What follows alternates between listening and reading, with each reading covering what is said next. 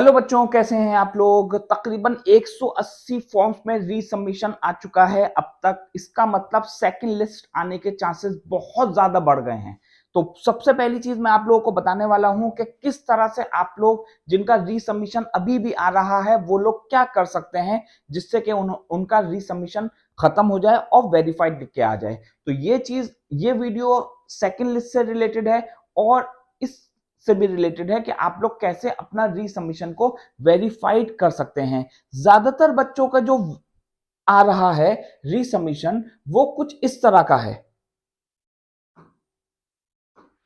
रीसबमिशन में ज्यादातर इस तरीके का हो रहा है। जैसे इस बच्चे के लिए जो रीसबमिशन है वो इसकी ओबीसी सर्टिफिकेट है। मैंने बहुत पहले वीडियो बनाकर आप लोगों को बोली थी ये चीज कि जिसने भी कोई सर्टिफिकेट लगाया है, चाहे वो एससी का हो, एसटी का हो, बीसी हो, कोई सा भी हो, तो उसको वो डिग्री, उस सर्टिफिकेट को अपने पास रखना है, उसको अप टू डेट कर देना है। लेकिन बहुत सारे बच्चों ने ऐसा नहीं किया। बहुत बार मैंने ये बात बोली कि आप लोग को चाहिए कि जो डॉक्यूमेंट आप लोगों ने वहां शो किए हैं वो आपके पास जरूर होने चाहिए। आप लोग को तकरीबन 40-50 दिन का टाइम मिला था जब से रेगुलर का रिजल्ट आया है और अब से। तो इतना टाइम मिला था, आप लोग का कोई भी सर्टिफिकेट बन सकता था। लेकिन बहुत सारे बच्चों ने इंपॉर्टेंस नहीं दिया उस चीज को और अब उनको दिक्कत हो रही है। जैसे कि यहां परेशानी हुई है बीसी सर्टिफिकेट में। स्टेट का जो बीसी सर्टिफिकेट होता है वो एलिजिबल नहीं होता है।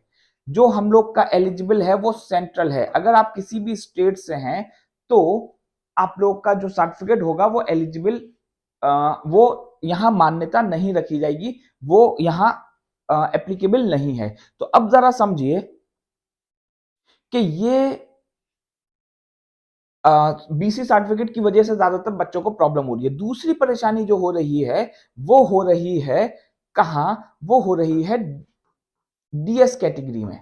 डीएस कैटेगरी में कुछ बच्चों ने उस वक्त जब पहले फॉर्म भरा था तो उन्होंने डीएस कैटेगरी को टिक कर दिया था, लेकिन बाद में उन बच्चों ने उसको कैंसिल करवा दिया। लेकिन अभी भी ये यहां, जैसे इस बच्चे का डीएस सर्टिफिकेट वेरीफाई हो गया क्योंकि ये उस स्टेट से होगा जहां डीएस में आता है।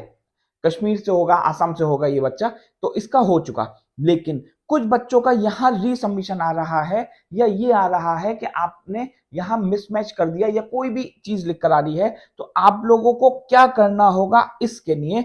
कुछ बच्चों की प्रॉब्लम ये इस तरीके की आ रही है, कुछ बच्चों को प्रॉब्लम इस तरीके की आ रही है। इन्होंने यहां लिखा है वेरीफाइड, लेकिन डीएस एलिजिबल नहीं है। इसी तरह से और भी चीजें यहां सबमिटेड हो गया है।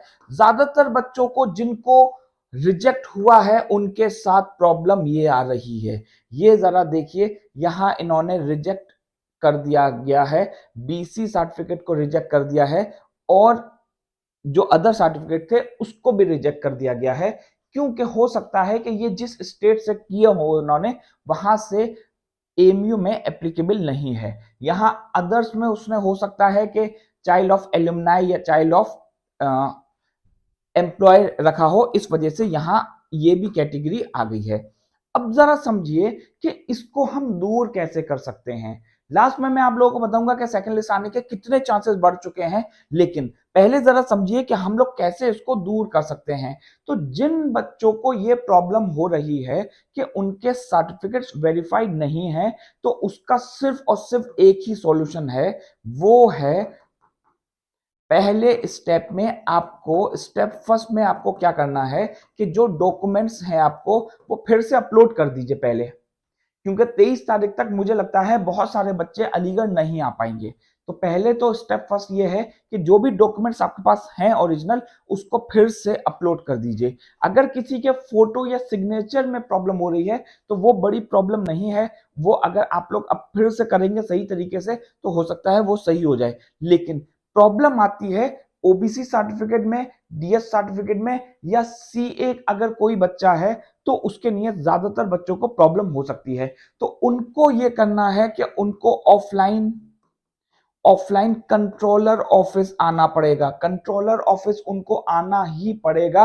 अलीगढ़ में एएमयू में कंट्रोलर ऑफिस वो आए, ऑफलाइन आना पड़ेगा। जब कंट्रोलर ऑफिस वो आ जाएंगे तो स्टूडेंट सेक्शन उनको जाना है, स्टूडेंट सेक्शन उनको जाना है और यहां जाकर अपनी जो भी परेशानी है उस से रिलेटेड बात करनी है। यहाँ बहुत सारे बच्चों का ये मैंने क्योंकि उनको नंबर बोला था कि नंबर पे कॉल करके देखिए कंट्रोलर ऑफिस, तो वहां कंट्रोलर ऑफिस पे बात नहीं हो पा रही है, वो लोग रिसीव नहीं कर रहे या रेस्पॉन्स नहीं दे रहे हैं। तो आप लोग स्टूडेंट सेक्शन जाइए और बात करके देखिए, अपनी परेशानी जो भी हो वो बताइए।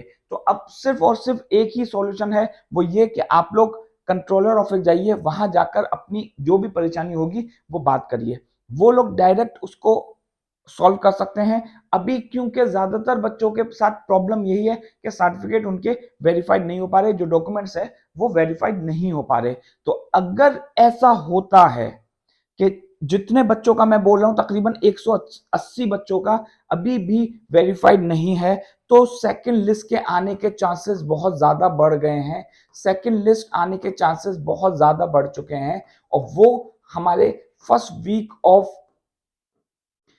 वीक ऑफ अक्टूबर में आने के चांसेस हैं, फर्स्ट वीक ऑफ अक्टूबर में आने के चांसेस हैं। हो सकता है वो 1 या 2 तारीख में आ जाए, लेकिन 2 तारीख की क्योंकि छुट्टी रहती है। लेकिन बहुत बार ऐसा हुआ है अभी भी कि हॉलीडेज में भी एमयू ने लिस्ट निकाली है, तो इसका मतलब ये कि लिस्ट आ सकती है।